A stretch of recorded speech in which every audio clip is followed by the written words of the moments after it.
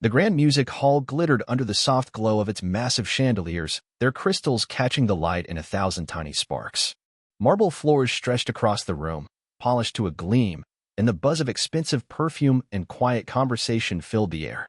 It was the night of the annual Young Virtuosos Gala, held in the heart of Charleston, South Carolina, a gathering so prestigious that every seat in the house cost a small fortune. Backstage, tension vibrated like a tuning fork. Teen prodigies adjusted the cuffs of their tuxedos and smoothed the velvet skirts of their gowns. Instruments were tuned, breathing exercises whispered. Among them stood 17-year-old Celeste Whitmore, the daughter of a tech billionaire, draped in a flowing sky-blue gown that shimmered every time she moved. She was the star of the evening, the final performer, the one everyone had come to see. Her reputation preceded her, 5-time state champion, guest soloist at Carnegie Hall, and a critic's darling wherever she played. Celeste didn't just dominate the stage, she dominated the backstage too. Her presence made others shrink, her words often cutting through nerves already strung tight. To her peers, she was the queen bee. To the elite donors and critics, she was a golden ticket. Confidence radiated off her like a second skin as she air-practiced her opening piece, fingers fluttering in perfect, rehearsed memory. Meanwhile, in a far corner, unnoticed by most, an elderly janitor pushed a squeaky cart filled with cleaning supplies. His faded gray uniform hung loose over his wiry frame, and a name tag, slightly bent, read, Samuel. Few had ever paid Samuel any mind. He worked the night shifts, mostly seen only by the early morning maintenance crew or the occasional student rushing a late practice. Tonight, he was finishing a last-minute polish of the stage before the performances resumed. His mop handle leaned against a wall, forgotten, as he wandered near the grand Steinway piano at the center of the stage. Drawn to it like a moth to flame, Samuel stretched out a calloused hand and brushed his fingers lightly across the keys. A sharp, mocking voice sliced through the backstage murmur. "Hey, what do you think you're doing?" It was Celeste, her blue eyes gleaming with amusement. "That's not some toy you can mess with. Do you even know what that is?" Snickers rippled from the surrounding performers. A few parents smirked. One of the younger violinists pulled out a phone, eager to capture the moment. Samuel straightened slowly, his dark eyes unwavering beneath thick gray brows. "I was just checking the polish," he said quietly, more to himself than anyone else. Celeste gave an exaggerated sigh. "Leave that to the professionals. Your job is to clean, not pretend you're one of us." More laughter. A few heads bobbed in approval. But Samuel did not walk away. Instead, he calmly lowered the handle of his cart, walked to the piano bench, and sat down with a grace that startled those closest to him. A hush spread like a shockwave. Whispers darted through the crowd. Is he really going to? Without a word, Samuel placed his fingers above the keys, hovering like a sculptor about to shape air into marble. Then he began to play. It started with a single note, soft, mournful, stretching outward like the first light of dawn.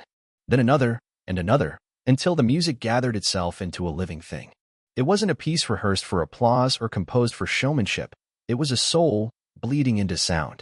The melody swirled, heavy with sorrow and hope, with memories too deep for words.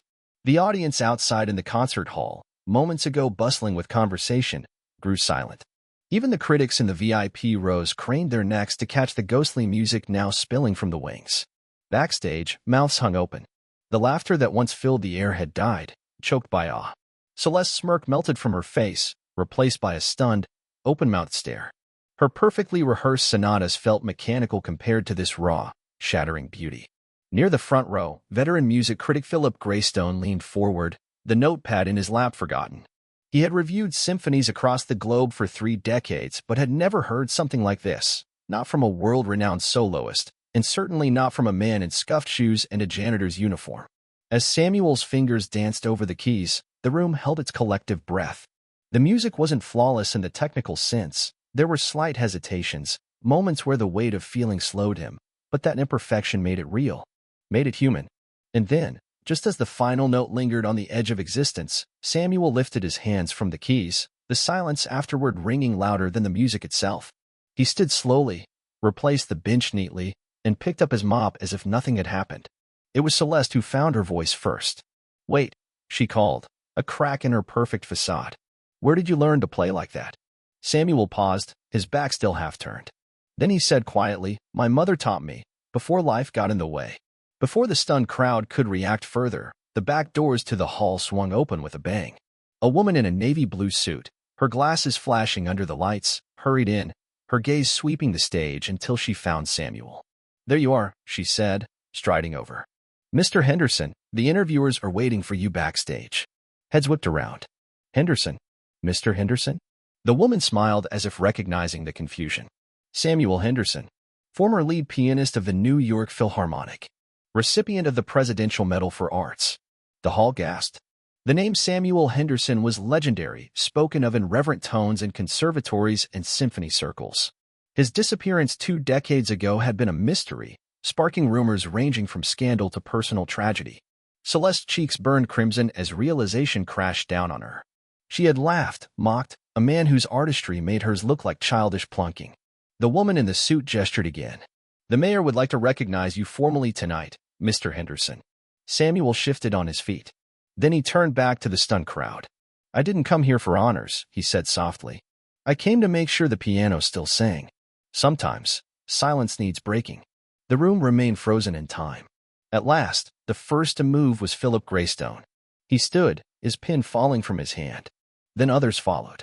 Applause began, soft at first, then rising to a thunderous ovation.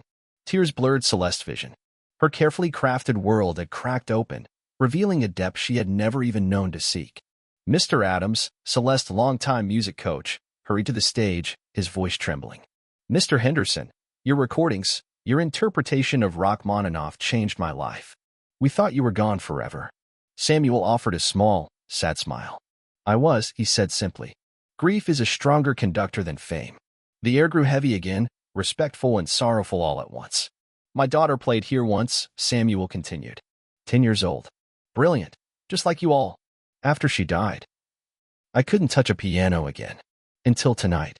The revelation washed over them like cold water. Celeste couldn't look away. She remembered every sneer, every dismissive glance she'd given Samuel earlier that night. Guilt gnawed at her, deep and sharp. Samuel turned to her. "You have talent," he said. "But talent is only half the music.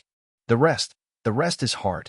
"I'm sorry," Celeste whispered, meaning it with every fiber of her being. Samuel smiled again, softer this time. "Don't be. Just play." The lights dimmed. A quiet voice from the wings whispered, "Mr. Henderson, would you play again?" Samuel shook his head and pointed at Celeste. "She will." Celeste's heart stuttered. "Me." He nodded. "Play for them. Play for you." Her hands shook as she stepped to the piano. She sat down, feeling the warmth left by Samuel's presence still lingering on the keys. She took a deep breath, closed her eyes, and began. It was not perfect. Her fingers faltered at times. Notes came rough-edged, emotional, raw. But it was hers, completely, painfully, beautifully hers. Every wrong note was a truth. Every tremble was a heartbeat. She was no longer trying to impress critics or outshine her peers.